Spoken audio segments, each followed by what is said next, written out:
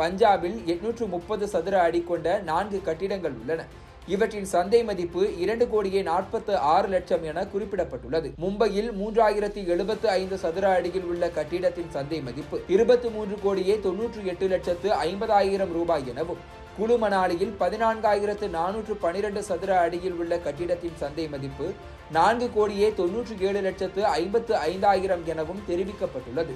மும்பையில் 1967 சதுர அடி உள்ள கட்டிடத்தின் சந்தை மதிப்பு 16,08,50,000 ரூபாய் எனவும், குழு மணாலியில் 32,851 சதுர அடியில் உள்ள கட்டிடத்தின் சந்தை மதிப்பு 15,42,32,000 எனவும் குறிப்பிடப்பட்டுள்ளது. கங்கனாவிடம் அசையா சொத்தாக மொத்தம் 62,92,87,000 ரூபாய் உள்ளது. 17,38,86,641 ரூபாய் 20 பைசா கடன் வைத்துள்ளார் கங்கனா ரணாவத்.